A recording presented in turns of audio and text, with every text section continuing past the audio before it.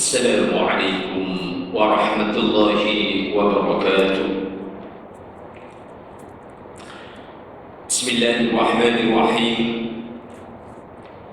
الحمد لله رب العالمين، وبه نستعين على أمور الدنيا والدين، سيدنا ومولانا محمد وعلى آله وصحبه أجمعين. الحمد لله الذي هدانا لهذا وما كنا لنهتدي لولا أن هدانا الله، والصلاة والسلام على رسولنا محمد بن عبد الله وعلى آله وأصحابه وأهل بيته المطهرين، أما بعد. قال الله تعالى في كتابه الكريم: أعوذ بالله من الشيطان الرجيم، بسم الله الرحمن الرحيم. وقال إني ذاهب إلى ربي سيهدين ربي هب لي من الصالحين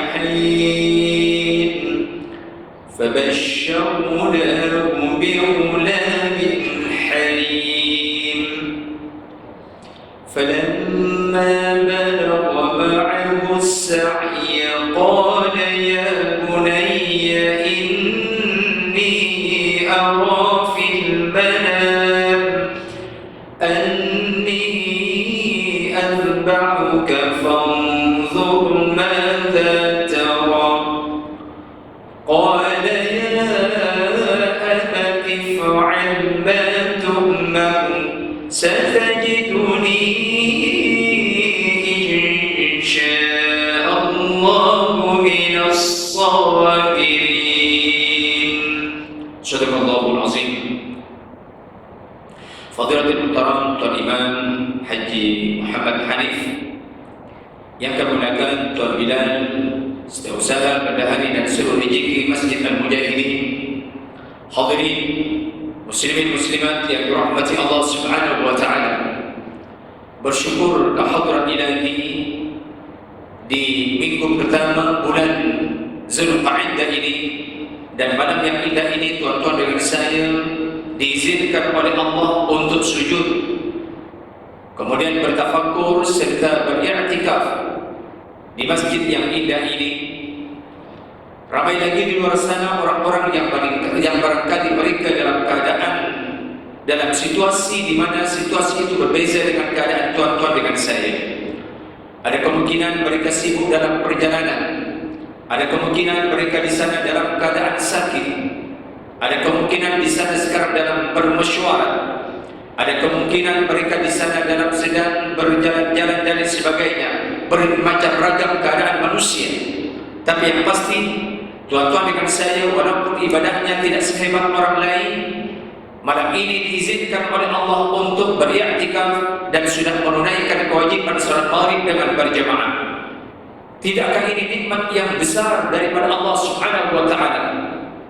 Kepada kalian, apabila tuan-tuan dengan saya malam ini dicabut rohnya oleh Allah dan berjumpa dengan malaikat Munkar Nakir, tidakkah jenazah ini sudah menyelesaikan tugasnya?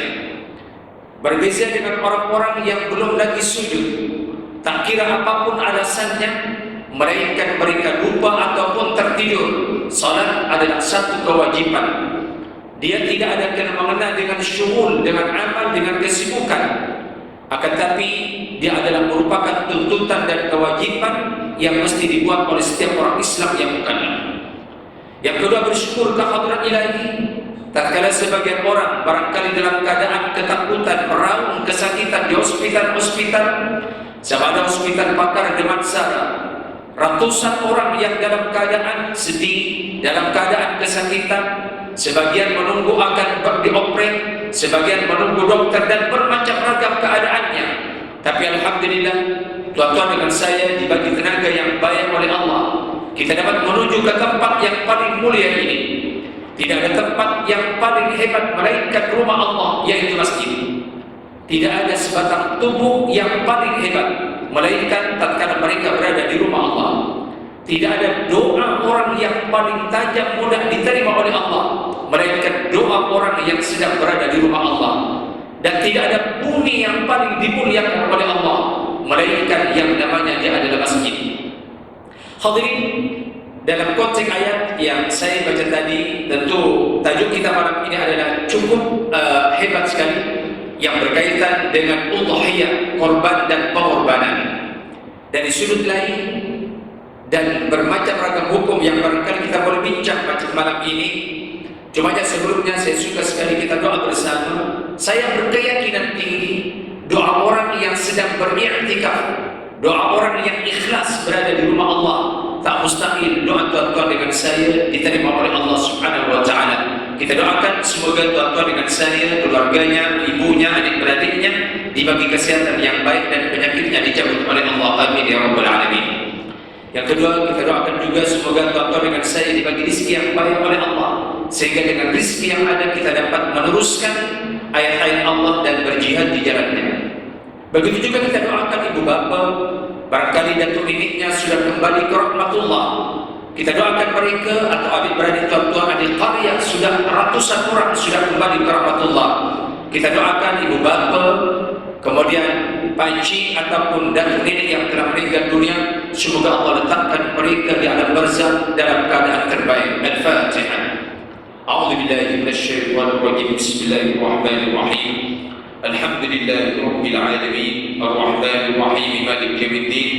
إياك نعبد وإياك نستعين اهدنا الصراط المستقيم صراط الذين أنعمت عليهم غير المغضوب عليهم ولا الضالين آمين.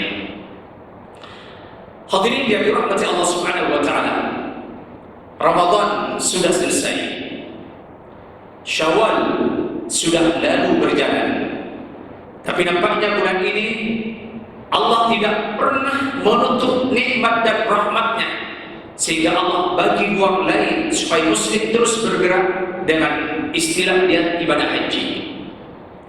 Semua ruang-ruang ini dibagi oleh Allah kepada hamba-Nya yang baik.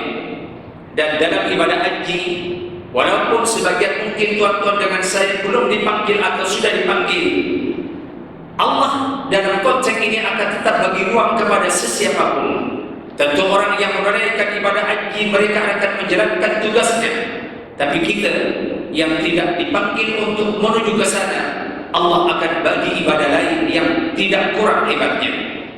Semua maklum bahawa tidak lama lagi umat Islam akan meraihkan satu istilah hari yang besar, yaitu hari Arafah. Dan tidak lengkap hari Arafah seakan-akan tanpa kisah Nabi Ibrahim alaihissalam. Tidak lengkap Safa dan Marwah tanpa peristiwa Siti Hajar. Seakan-akan tidak wujud Mina tanpa peristiwa udhiyah pengorbanan yang dijalankan oleh Nabi Ibrahim alaihissalam. Kemudian seakan-akan tidak lengkap ibadah haji tanpa menilai manasik yang digerakkan oleh Rasulullah sallallahu alaihi wasallam. Lalu hadirin, bagaimana dengan ibadah korban? Ini adalah ibadah yang cukup besar. Sehingga demikian, dari sudut hukum, bolehkah orang yang hidup niat berkorban untuk ibu bapa yang telah meninggal dunia? Bagaimana dari pandangan hukum syar'i? Pertama. Yang kedua, di antara binatang-binatang korban, binatang apakah mengikut pandangan mazhab yang terbaik untuk dijadikan ibadah korban? Yang ketiga, sahkah budak kecil yang belum balik dimasukkan dalam ibadah korban? Kalau memang sah, siapakah yang paling layak untuk mengeluarkan duit budak yang kecil itu? Berikutnya, bagaimana hukum udhiyah sebenarnya mengikut pandangan Abu Hanifah, Imam Malik, Imam Syafi'i dan Imam Ahmad bin Hanbal? Berikutnya, manakah yang terbaik? Adakah berkorban di depan mata atau berkorban di luar yang tanpa disaksikan? Terlalu hebat ibadah ini. Dan bolehkah kita berkorban untuk anak atau saudara mara tanpa sepengetahuan mereka? Kita masukkan dalam korban. Apabila binatang sudah disembelih, kita tak bagi tahu, hanya niatkan saja sah atau tidak. Berikutnya, kalau lembu untuk 7 orang, yang 6 niat untuk korban, yang seorang hanya 6 untuk daging, sahkah korban itu? Bermacam-macam. Berikutnya hadirin yang dirahmati Allah Subhanahu wa taala, bolehkah berkorban seekor kambing tapi diniatkan dalam satu keluarga? Dan bagaimana pembahagian daging korban? Adakah benar tidak boleh dibagi dengan jiran-jiran atau orang yang bukan Islam, ataupun boleh ataupun tidak? Rupanya ibadah ini memang besar sekali, dan kita maklum penggerak ibadah ini adalah Nabi Ibrahim alaihissalam. Kita bahas satu persatu. Hadirin yang dirahmati Allah Subhanahu wa taala, semua masyhur di antara Rasul yang paling banyak disebut dalam Al-Quran adalah nama Nabi Musa alaihissalam. Senilai kedua, di antara Rasul yang paling banyak disebutkan oleh Allah adalah nama Nabi Ibrahim alaihissalam. Persoalan kenapa?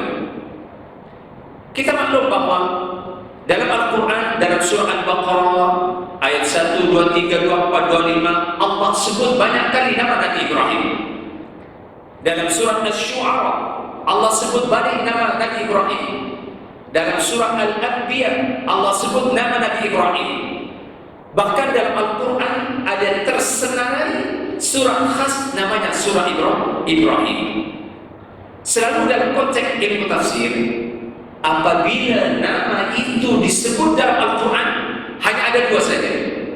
Sama ada manusia itu adalah manusia terbaik, ataupun apabila disebut nama itu dalam Al-Quran, manusia itu adalah manusia paling jahat.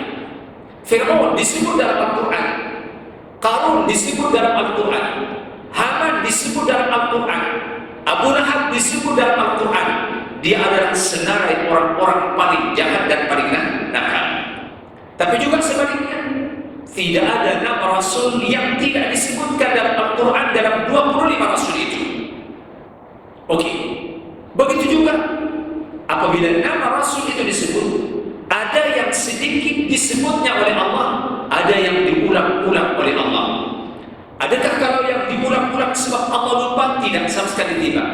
Tentu apabila diulang-ulang ada sejarah yang hebat untuk orang itu, termasuk Nabi Ibrahim alaihissalam. Ini penting sekali sebelum kepada korban. Yang kedua, dari konteks ayat sebagaimana Tuhan dengar tadi, wa qala inni najibun ila rabbi sayahdin rabbi habli minas salihin fabashsharnahu bighulamin halim. Itu satu surah.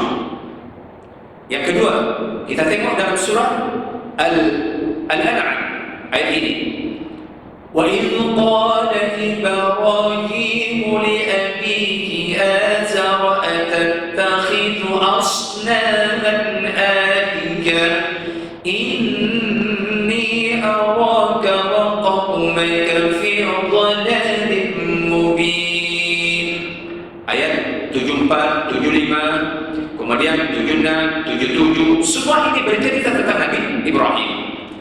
Kemudian kalau tuan-tuan perhatikan juga dalam surat Al-Baqarah ayat 1, 2, 3, kemudian 1, 2, 4, ini pun juga Allah ulang-ulang tentang Nabi Ibrahim. Kita bagi contoh.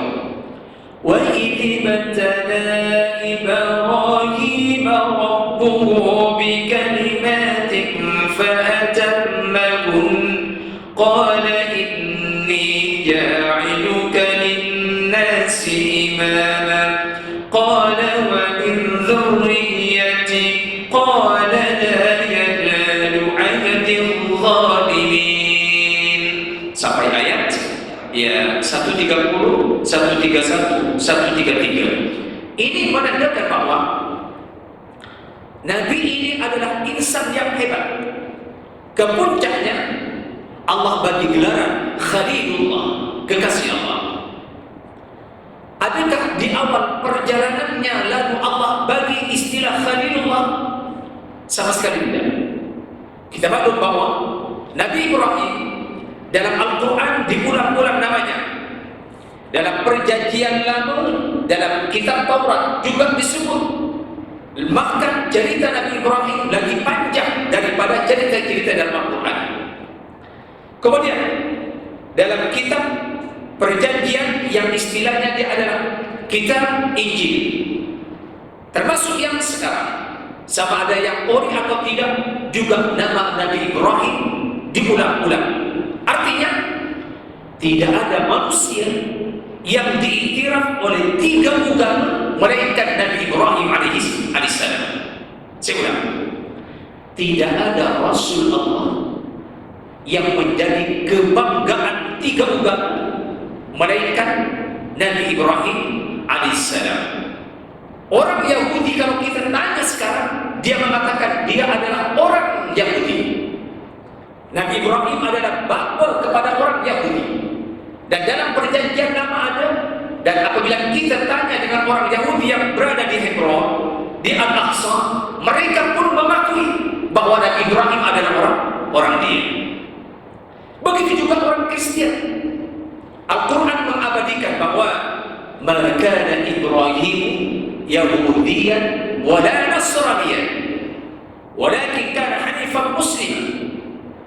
Artinya Nabi Ibrahim adalah sosok tubuh manusia yang menjadi rebutan kepada semua agama, tapi dibantah oleh Allah. Ma kana Ibrahim Yahudi. Ibrahim adalah bukan orang Yahudi, wala Nasrani, dan dia adalah bukan orang Kristen. Walaupun kedua-dua agama ini mengaku dia adalah orang dia. Walakin kana hanifan musliman. Tapi Nabi Ibrahim adalah satu-satunya nabi yang memberikan tapak agama tauhid, agama hanif. Siapa yang paling layak ikut agama hanif? Bu'ithu bil hanafiyati sabha, kata Nabi. Saya diutus bil hanafiyati sabha, yaitu agama yang diikuti oleh agama ini ikut kepada nenek moyang Nabi Ibrahim alaihissalam. Jadi Allah iktiraf yang paling layak mengiktiraf siapa Nabi Ibrahim hanya orang Islam. Itu satu. Yang kedua, dari banyak-banyak rasul yang wajib disebut oleh muslim apabila sembahyang, hanya 2 rasul saja, yaitu Nabi Muhammad dan Nabi Ibrahim. Contoh, kama sallaita ala sayyidina Ibrahim wa ala ali sayyidina Ibrahim. Betul? Wa barik ala sayyidina Muhammad wa ala ali sayyidina Muhammad. Kenapa bukan Nabi Sulaiman? Kenapa bukan Nabi Daud? Kenapa bukan Nabi Zakaria? Kenapa bukan Nabi Yahya? Kenapa bukan rasul-rasul yang lain? Walhal jarak antara Nabi Muhammad dengan Nabi Ibrahim adalah cukup jauh. Kita tengok dalam konteks nasyid. Adam, Idris, Nuh, Saleh, Ibrahim, Rasul ke-6. Nabi Muhammad adalah Rasul ke-25. Artinya ada jarak 19 Rasul. Lalu kenapa hanya Nabi Muhammad yang disebut? Begitu juga nama Nabi Ibrahim. Artinya link keturunan Rasulullah sallallahu alaihi wasallam ke atas adalah dari keturunan Nabi Ismail. Nabi Ismail anak kepada siapa? Nabi Ibrahim. Saya ini saya tidak berbicara teori, saya bicara dengan fakta ini. Supaya korban itu apa sebenarnya?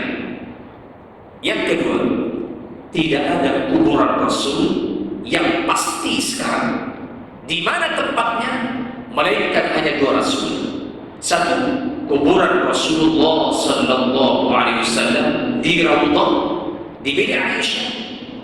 Yang kedua, kuburan Nabi Ibrahim di Hebron.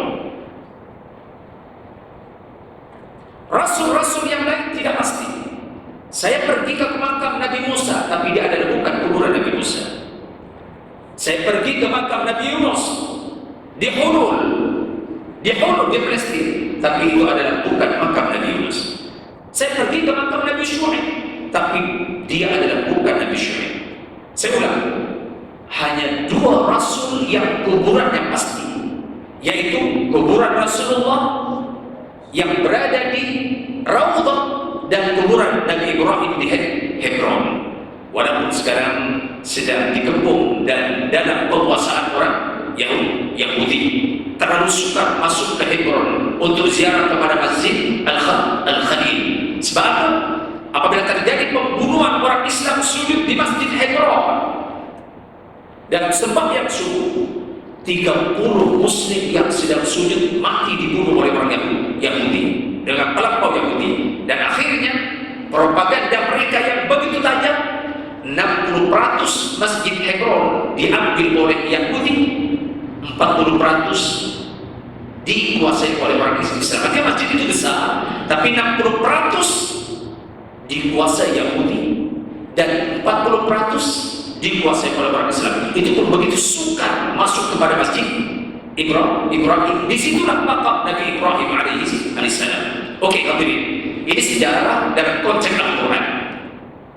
Hadirin yang dirahmati Allah Subhanahu wa Ta'ala, beliau adalah dilahirkan di Urfa ataupun di Haran, walaupun ada pendapat dia dilahirkan di Ur, yaitu kawasan Anatolia, Mesopotamia, yaitu kawasan di Irak. Walaupun dulu perbatasan antara Turki dengan Irak, tapi sejarahnya begitu hebat sekali. Nabi Ibrahim alaihissalam, Allah bagi umur yang begitu panjang, 175 tahun. Bagaimana pergerakannya, bagaimana hebatnya, bagaimana keberaniannya. Akhirnya terjadilah pertempuran yang dahsyat. Yang waktu itu ada satu kerajaan yang cukup zalim, yang dahsyat sekali, sehingga raja itu mengaku dia adalah Tuhan. Walaupun tidak pasti siapa ayah kepada Nabi Ibrahim, ada mengatakan Azar, ada mengatakan dia adalah pakcik dia. Tapi yang pasti di situ ada raja yang zalim, namanya Raja Namrus. Ya, hadirin, bagaimana perjalanan insan ini yang begitu hebat? Dia berjalan antara tempat ke tempat yang lain, kemudian dia pindah dari tempat ke tempat lain. Allah tidak kurniakan zuriat dan dia minta dengan Allah. Ada pandangan dia memohon anak tatkala dia sudah masuk ke Al-Aqsa Asy-Syarif. Fabash Rabbi habli minas salihin. Ya Allah, berilah saya zuriat yang saleh. Walaupun dia ada istri yang namanya Sarah, yang bersih, cantik, molek, Allah belum kurniakan anak lagi. Akhirnya beliau kawin dengan Siti Hajar. Inilah sejarah berikutnya Nabi Ibrahim. Umur sudah lanjut usia. Sebab ada pandangan Nabi Ibrahim tatkala dia khatam, umur 90 tahun. Saya ulang, ada pandangan Nabi Ibrahim menerima anugerah supaya dia khatam umur 90 tahun. Artinya umur selepas itu dia masih belum punya anak. Mohon kepada Allah, Rabbi habli minas salihin fabasyarnahu bi ghulamin halim. Ini selepas peristiwa Nabi Ibrahim di Makkah. Dan turunlah ayat, ya Daud kuni bardan wa salaman ala Ibrahim. Oke, kemudian beliau terus menuju ke Al-Aqsa daripada tempat yang cukup jauh. Walaupun beliau pernah masuk Mesir, akhirnya Allah kurniakan anak yang dibagi nama Ismail. Ujian Allah terus berjalan. Datang arahan Allah supaya anak ini diletakkan di tempat yang jauh. Turun ayat, inni askantu min dzurriyyati. Betul ayat itu kan? Biwadin ghairi dzi zar'in inda baitikal muharram. Hadirin, baru dibagi anak, diuji oleh Allah. Kamu tidak boleh bersama anak. Letakkan anakmu biwadin ghairi dzi zar'in. Di mana itu? Di tapak Ka'bah Baitullahil Haram sekarang. Perjalanan yang jauh. Kalau kita sebutkan antara Al-Aqsa dengan Makkahul Mukarramah, apabila saya tanya di border yang berada di dekat masuk ke kawasan Israel, 1.600 km. Ada kemungkinan Nabi Ibrahim dengan Siti Hajar, dengan anak kecil yang malamnya dalam keadaan begitu sejuk sekali, siangnya panas, ada kemungkinan 3 insan ini berjalan kaki. Tapi itulah arahan Allah. 1.600 km. dan dia mengadu kepada Tuhan. Ujian demi ujian. Inni askantu min dzurriyyati biwadin ghairi zar'in 'inda baitikal muharram. Adakah tatkala Nabi Ibrahim meletakkan anak dan istri disediakan tempat tinggal? Tidak. Kosong. Adakah dibagi makan minum yang secukupnya? Tidak. Kosong sama sekali. Adakah ada orang? Sama sekali tidak ada. Kaum Jurhum waktu itu masih tidak ada. Itu adalah sejarah yang cukup jelas sekali bagaimana Allah uji perjalanan dari Ibrahim alaihissalam. Ya, sejarah ini adalah cukup indah sekali, perjalanan insan yang ujiannya begitu dahsyat sekali. Langsung dia tinggalkan anak dan istri, dan dia tidak menoleh ke belakang. Tuan-tuan boleh cek dalam kitab Dzurratun Nashid penjelasan ini. Walau apapun, apabila Siti Hajar memanggil ya zauji, ya zauji, ya zauji, wahai suami, dia tidak menoleh pun. Dia terus melanjutkan perjalanannya yang jauh, ada tugas lain. Tapi adakah ini arahan Allah? Kata seorang istri. Baru Nabi Ibrahim menoleh, bala ya zaujati, ini adalah arahan Allah.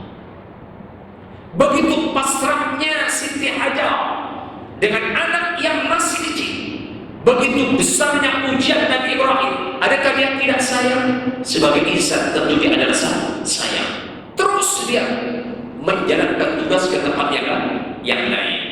Inilah hadirin perjalanan udhiyah korban yang begitu besar. Tapi adakah sampai di situ ujian Allah? Sama sekali tidak. Di sini dikatakan, "Falamma balagha ma'ahu as-sa'ya qala ya bunayya inni ara fil manam." Tatkala anak dan istri ditinggal bertahun-tahun, datang lagi arahan supaya tengok, bukan hanya menengok, akan tapi supaya dikorbankan atau disembelih yang namanya adalah Ismail. Riwayat ini adalah biasa.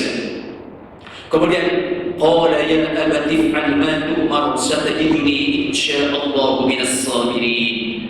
Anak kecil yang tidak paham apapun, tapi Allah bagi ilham satu ungkapan yang cukup hebat. Ya abati if'al ma tu'mar satajiduni insyaallah minas sabirin. Ya, ada pandangan anak ini 8 tahun, 9 tahun, berbeza pendapat 10 tahun. Tentu dia tidak pernah masuk tadi, tidak pernah belajar di mana-mana. Tapi jawaban yang singkat, yang begitu hebat. Wahai ayahku, silakan buat apa yang Allah suruh. Ma'atuma satajiduni insyaallah minas sabirin. Insyaallah ayah akan mendapat keadaan saya dalam keadaan hambanya yang paling salah. Hadirin, oke, ini sejarah dari sudut Al-Quran. Saya tidak mau memaksa dari sudut-sudut lain, cumanya kembali kepada korban itu yang barangkali ada masa 1 bulan, ya 1 bulan 2-3 hari lagi insyaallah, sebab dia peristiwa ini akan terjadi nantinya di bulan Zulhijjah, tepatnya tatkala mereka nantinya lepas daripada Arafah. Oke. Kenapa dari sudut korban ini penting? Dan kita maklum mungkin ada 2 tahun sebagian masjid Surab tidak buat atas alasan tersendiri, tapi nampaknya sekarang dibuka. Kenapa penting ibadah korban ini? Rupanya di sini pertama ada 2 ayat. Fasholli li rabbika wanhar. Ini ayat pertama. Yang kedua, wal budana ja'alnaha lakum min sya'airillah. Itu dari sudut ayat. Dari sudut hadis Aisyah, ma amala ibnu adam yawman nahr amalan ahabbu ila Allah min iraqatita. Kata Nabi, tidak ada amalan ada kita yang paling disukai oleh Allah pada hari nahar. Hari nahar ini hari ke-10 Zulhijjah. Kalau ke-9 dia adalah hari Arafah. Kemudian 11, 12, 13 namanya hari Tasyrik. Tidak ada amalan yang paling Allah suka waktu itu melainkan menyembelih binatang korban. Sebabnya orang Islam hari ke-8 disebut hari Tarwiyah. Tidakkah sebagian orang-orang yang berada di kawasan lain mereka menuju ke Mina dengan launan labbaik Allahumma labbaik, labbaik la syarika laka labbaik, innal hamda wan ni'mata laka wal mulk la syarika lak. Ratusan ribu orang berjalan kaki menuju Aziziyah, menuju ke Mina, sebab mereka akan masuk Arafah melalui Mina. Kemudian yang orang kita yang dari Malaysia kebanyakan dia langsung menuju ke Arafah dengan berpakaian dan berniat haji. Selepas mereka beberapa puluh hari berada di Mekah, ungkapan yang sama masuk Arafah, maka itu disebut Al-Hajju Arafah. Haji itu adalah Arafah. Kemudian hadirin, kenapa penting? Sama dengan ungkapan ibu bapa, ini adalah kendaraanmu nanti tatkala berada di atas tiang Shiratal Mustaqim. Nah, ini adalah kendaraanmu tatkala menuju kepada mahsyar. Saya tak pasti ungkapan itu, tapi mungkin ada benarnya. Kenapa? Innaha latati yawmal qiyamati biquruniha wa aslafiha wa ash'ariha. Sesungguhnya kata Rasulullah sallallahu alaihi wasallam, tanduk binatang yang dijadikan korban, wa aslafiha, kuku-kukunya, wa ash'ariha, dan semua bulu-bulu dia mengadu kepada Allah Subhanahu wa ta'ala. Saya dengan tuan-tuan hari-hari makan ayam. Ayam ada bulu, tapi tidak pernah kita kira bulu ayam. Tapi bagaimana orang yang berkorban menggunakan pakai kambing? Berapa ratus ribu itu? Semuanya menuju kepada Allah, semuanya mengadu kepada Allah. Ya Allah, saya adalah korban simpulan. Allahu Akbar, begitu besar sekali. Apatah lagi berkorban yang lebih besar daripada itu. Walaupun pandangan Imam Malik, kalau berkorban yang terbaik, pandangan Imam Malik, dia adalah ghanam, dia adalah kambing, bukan lembu dan bukan ibil, unta. Pandangan Imam Malik dia berbeza. Kenapa dia kata? Sebabnya kalau berkorban kambing, pertama dagingnya lagi berkhasiat daripada daging yang lain.